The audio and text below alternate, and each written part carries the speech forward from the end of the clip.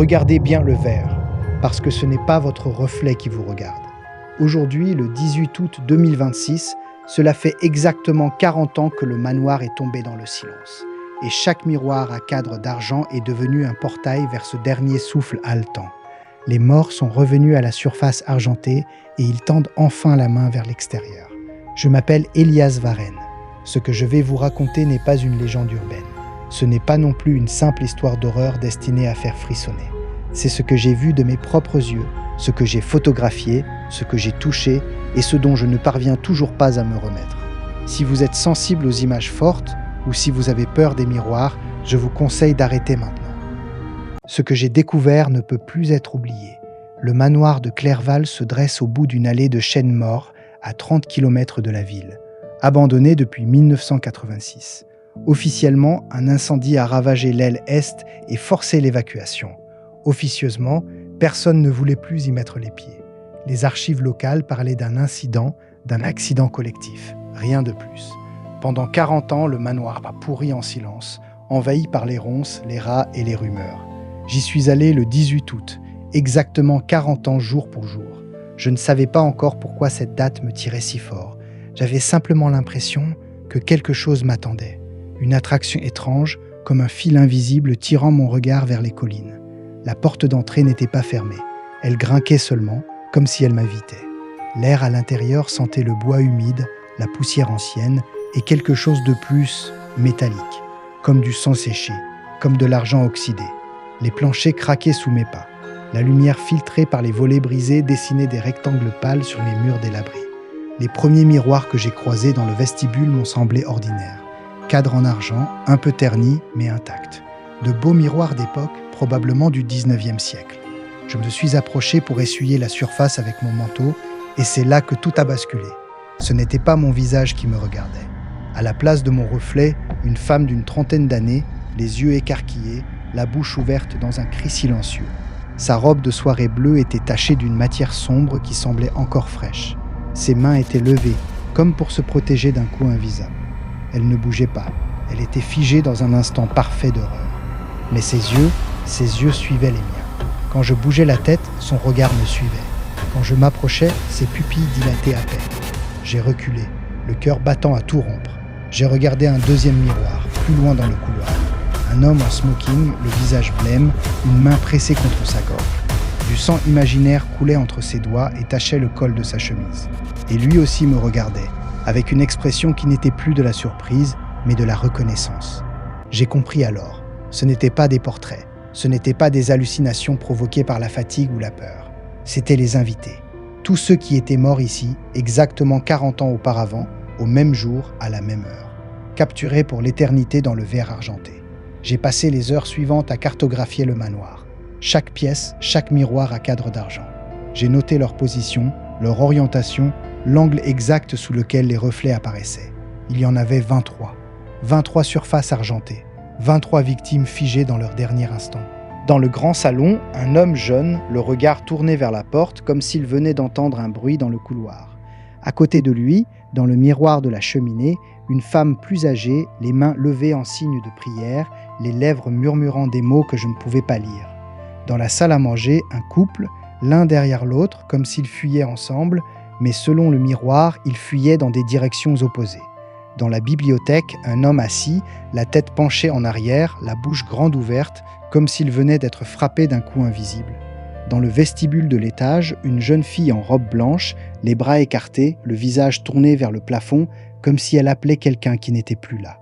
Leur position n'était pas aléatoire. Si l'on superpose les angles des miroirs, si l'on trace les lignes de leurs regards et de leurs gestes, on obtient une chorégraphie, une danse figée de la panique, une cartographie précise de la terreur. On voit le mouvement de la mort se propager d'une pièce à l'autre comme une onde, comme une infection, comme une machine parfaitement réglée. Ils étaient en train de mourir tous en même temps, ou presque. Quelques secondes d'écart, comme si une force invisible se déplaçait de pièce en pièce, méthodiquement, sans précipitation, sans pitié. Pas de course, pas de chaos, juste une progression inexorable. J'ai commencé à identifier les victimes. Dans les archives de la police municipale, que j'ai consultées plus tard en prétendant faire des recherches historiques, il existait encore les listes d'invités de cette soirée du 18 août 1986. Une réception privée organisée par le propriétaire, le comte de Clerval, pour célébrer je ne sais plus quel anniversaire. 23 convives, aucun survivant officiel, mis à part le personnel de cuisine qui avait été renvoyé tôt dans la soirée, avant que le drame ne se produise. Les bijoux, les vêtements, les coiffures, tout correspondait parfaitement. La femme en robe bleue portait un collier de perles exactement comme celui décrit dans le rapport de police. L'homme à la gorge tranchée avait une bague avec un sceau familial que j'ai retrouvé sur une photo d'époque. J'ai croisé les noms. Élise Moreau, 32 ans, épouse d'un notaire. Henri de Lussac, 41 ans, industriel. Sophie et Julien Béranger, un jeune couple marié depuis à peine 6 mois. La jeune fille en robe blanche s'appelait Camille Lefebvre, 19 ans, fille d'un ami du comte. Tous morts, tous encore là, capturés dans le verre, exactement comme le jour de leur disparition. J'ai passé des nuits entières à comparer les photographies des archives avec ce que j'avais vu dans les miroirs. Chaque détail concordait, même les petites imperfections. Une cicatrice sur la main de Lussac, un grain de beauté sur l'épaule de Sophie Béranger. C'étaient eux, sans aucun doute possible. Ce qui m'a le plus troublé, c'est le silence. Dans les miroirs, ils crient, on le voit. La bouche ouverte, les muscles du cou tendus, les yeux injectés de sang. Mais aucun son ne sort, pas un souffle, pas un gémissement. Comme s'ils hurlaient dans le vide, comme si le son avait été aspiré hors de la réalité au moment de leur mort. Comme si la mort elle-même avait été silencieuse. Ce silence crée un pont étrange. Il nous force à imaginer le bruit. Et en l'imaginant, on commence à comprendre la nature mécanique du massacre. Ce n'était pas une panique chaotique. Ce n'était pas un incendie. Ce n'était pas un assassin qui courait d'une pièce à l'autre en brandissant une arme. C'était quelque chose de plus précis, de plus froid, comme une horloge, comme une machine, comme un rituel parfaitement exécuté. Les corps ont été retrouvés le lendemain, alignés d'une façon presque cérémonielle dans le grand hall. Les rapports officiels parlaient d'un empoisonnement collectif suivi d'un incendie.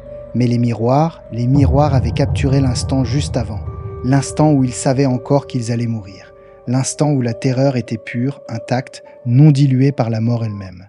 Et puis, les surfaces ont commencé à saigner. D'abord une fine ligne rouge le long du cadre d'argent, puis des gouttes qui perlaient sur le verre, lentes, épaisses, puis des filets qui descendaient, comme si le miroir lui-même se vidait de son sang. Le sang des morts, le sang de 1986 qui traversait enfin le temps, qui rejoignait notre réalité. J'ai touché l'une de ces gouttes avec le bout de mon doigt. Elle était tiède, elle avait le goût du métal et du sel. Et sous mon doigt, l'image de la femme en robe bleue a bougé, à peine. Un mouvement imperceptible de la tête, comme si elle m'avait senti, comme si mon contact avait créé un pont. C'est à ce moment-là que j'ai compris que les miroirs n'étaient plus seulement des fenêtres, ils étaient devenus des portes qui s'ouvraient dans les deux sens, des portes qui laissaient passer non seulement le sang, mais peut-être autre chose. Je suis resté jusqu'à la tombée de la nuit. Je n'aurais pas dû. À mesure que l'obscurité gagnait, les reflets devenaient plus nets. Les gestes figés semblaient vouloir se terminer. Les mains levées pour se protéger commençaient à trembler. Les bouches ouvertes cherchaient encore de l'air. Dans certains miroirs, j'ai cru voir les lèvres bouger, former des mots que je ne pouvais pas entendre. Dans le miroir de la chambre principale, j'ai vu quelque chose qui m'a glacé le sang jusqu'à la moelle. Parmi les invités, il y avait une silhouette qui ne figurait pas sur les listes. Une silhouette qui me ressemblait. Moi, ou une version de moi. Debout derrière les autres, les yeux grands ouverts, la bouche formant un mot silencieux. Un mot que j'ai cru reconnaître. Un mot qui ressemblait à mon propre nom. Je ne sais pas si c'était un avertissement ou une invitation, ou la preuve que le 18 août 2026 n'était pas seulement l'anniversaire d'un massacre, mais le jour où le cycle recommençait. Le jour où les miroirs se rappelaient qu'ils avaient encore un rôle à jouer. Quand j'ai enfin quitté le manoir, les miroirs saignaient encore. Le sang coulait maintenant sur le parquet, formant de petites mares sombres. Derrière moi, j'ai cru entendre un craquement de verre, puis un second, comme si quelque chose venait de passer de l'autre côté, comme si une main ou un visage avait traversé la surface. Je n'y suis jamais retourné, mais chaque fois que je passe devant un miroir, je regarde un peu trop longtemps. Je cherche les signes, les reflets qui ne devraient pas être là, les bouches ouvertes dans un cri que personne n'entend, les mains qui se lèvent trop lentement, les yeux qui suivent trop précisément. Parce que le 18 août, les miroirs du manoir de Clerval ne reflètent plus les vivants, ils reflètent ceux qui sont morts il y a exactement 40 ans. Et aujourd'hui, ils ont commencé à tendre la main.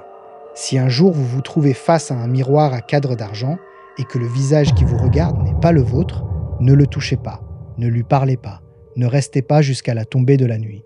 Et surtout, Ne le regardez pas trop longtemps. Les morts n'ont pas oublié, et les miroirs non plus.